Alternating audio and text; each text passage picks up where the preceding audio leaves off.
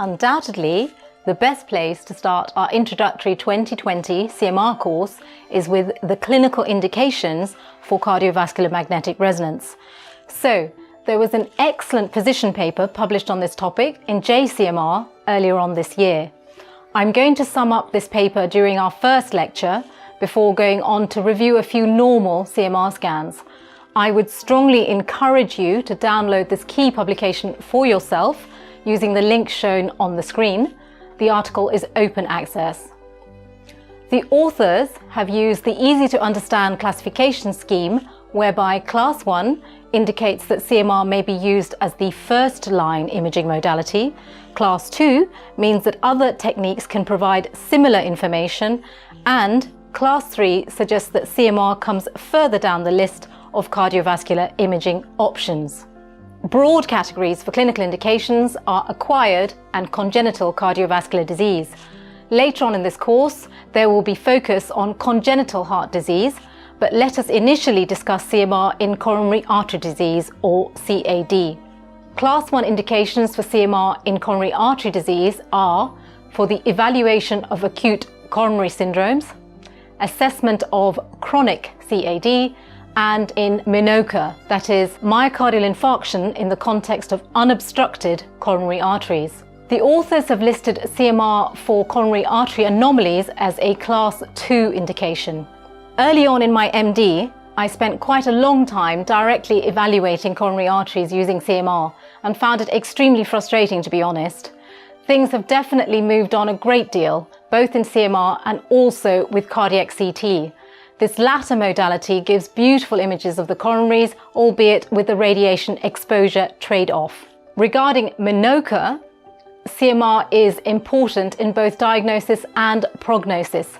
Dastidar and colleagues showed that in a population of patients presenting with MINOCA, CMR identified 4 main categories: cardiomyopathy, myocarditis, myocardial infarction, and normal. A CMR diagnosis of cardiomyopathy combined with ECG presentation of ST elevation was a significant predictor of mortality in multivariable regression analysis. Turning to CMR in cardiomyopathy, Class 1 indications mentioned include dilated cardiomyopathy, myocarditis, hypertrophic cardiomyopathy, arrhythmogenic cardiomyopathy, cardiac amyloidosis, and cardiac sarcoidosis.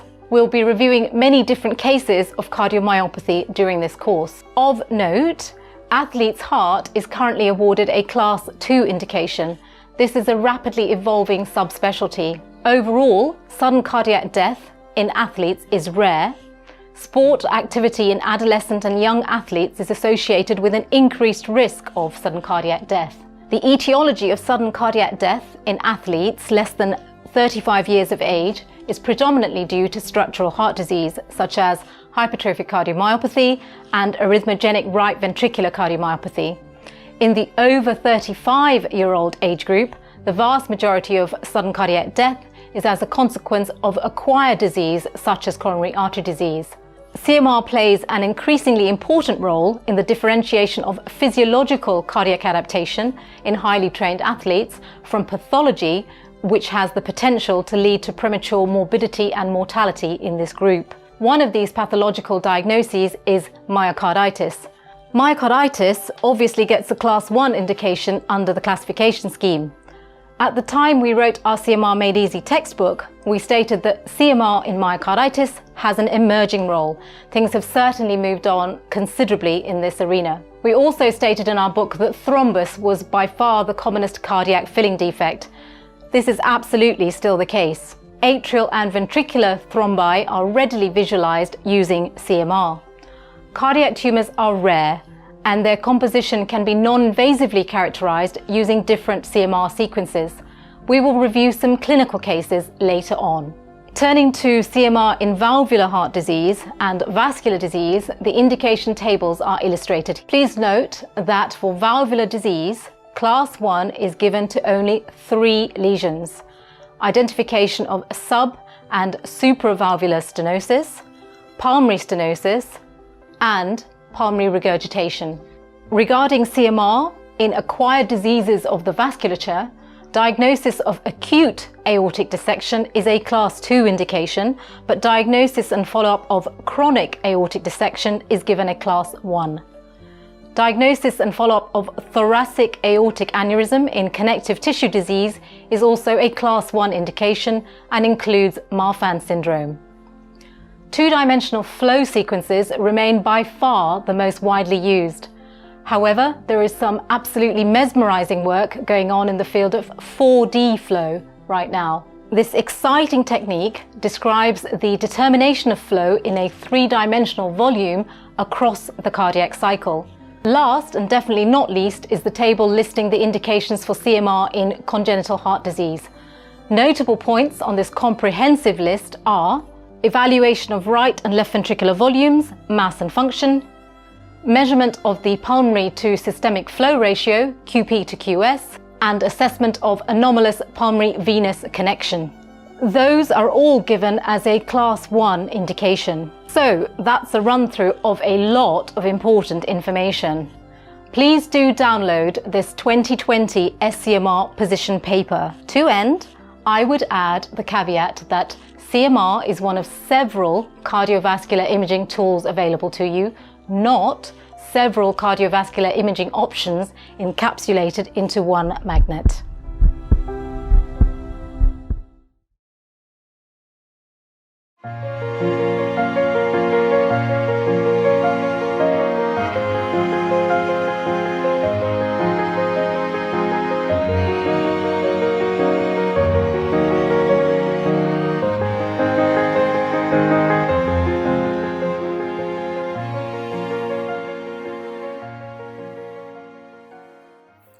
Welcome to our virtual reporting room.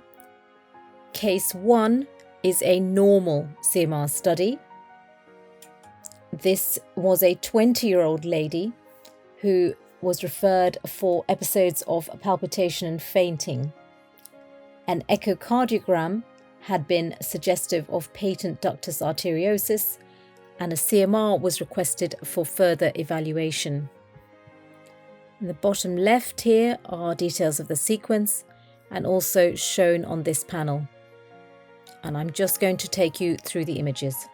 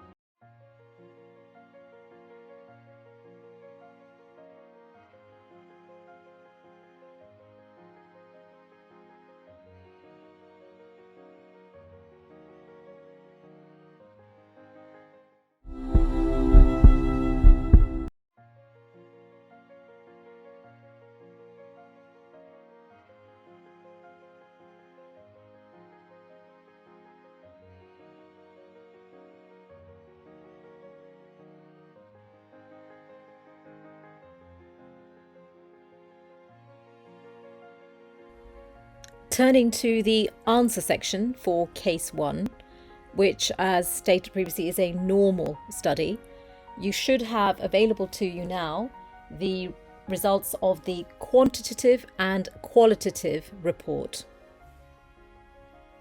In terms of the learning point, I wanted to bring your attention to the calculation of the QP to QS ratio, which in this case was normal. Phase contrast CMR, quantification of intracardiac shunts, is typically determined by measuring flow through planes perpendicular to the pulmonary trunk, shown below here, and ascending aorta, shown above.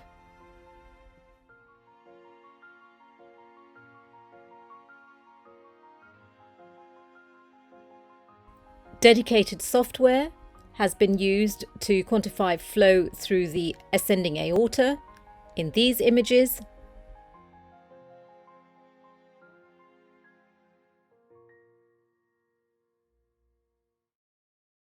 Flow through the pulmonary trunk has then been quantified separately.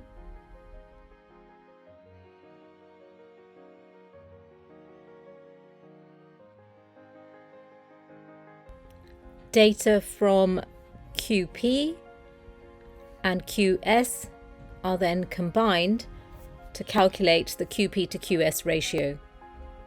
In this case, it was essentially 1.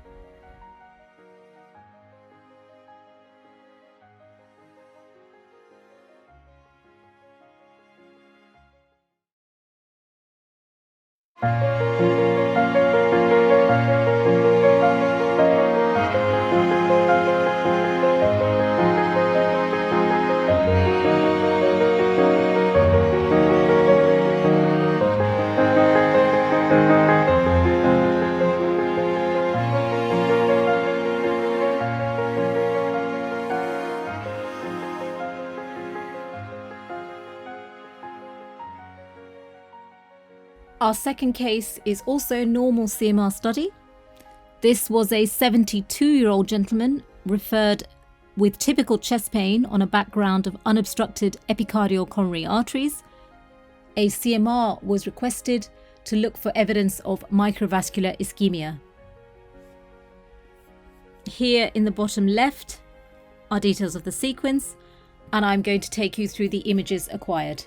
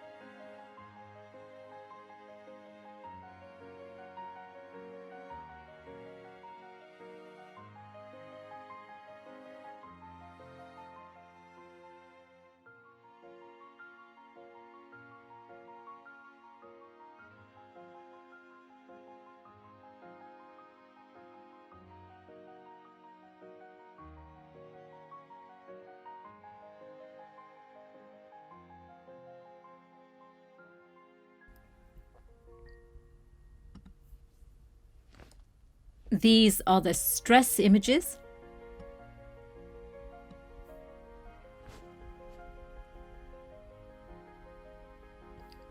Basal, mid, and apical level.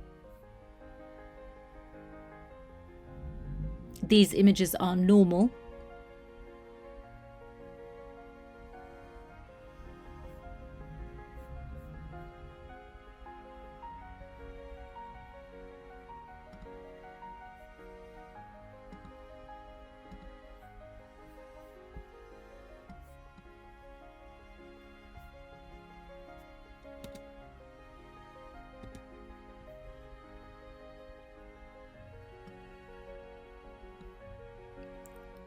Coming now to the early gadolinium images.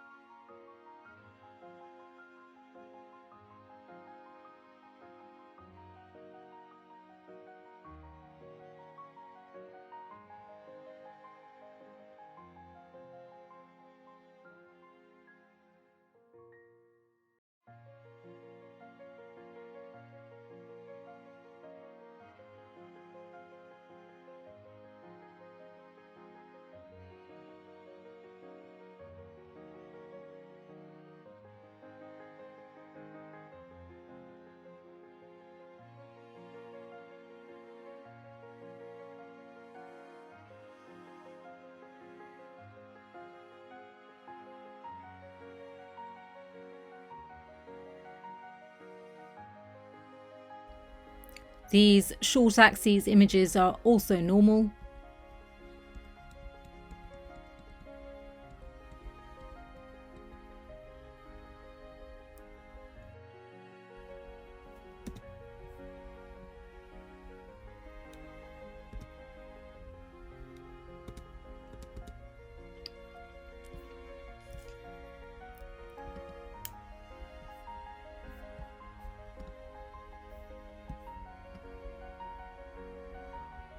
And these are normal images taken during rest.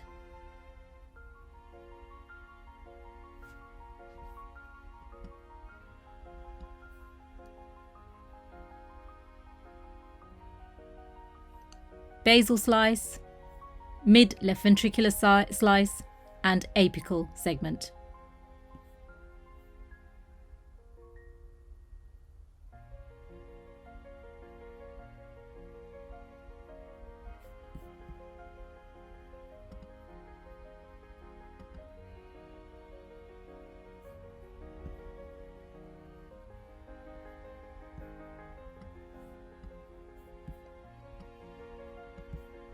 And so we come now to the late gadolinium images.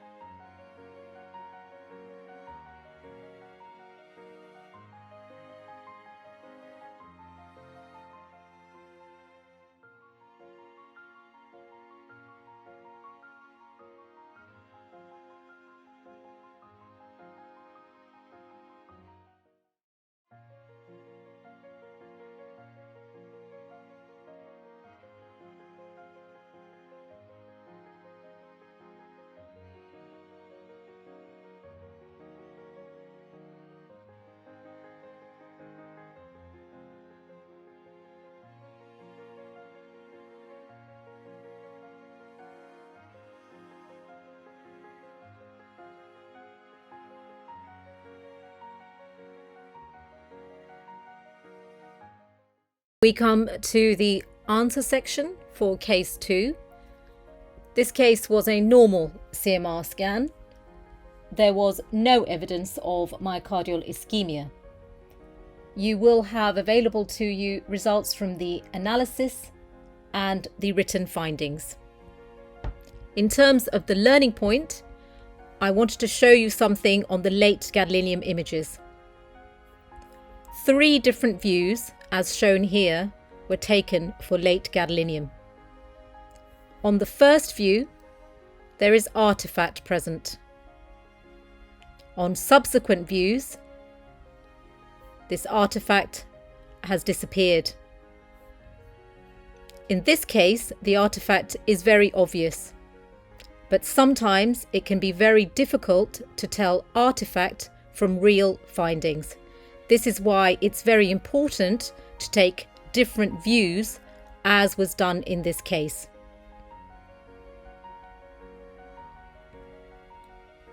Again, the artifact is obvious. Now gone, still gone.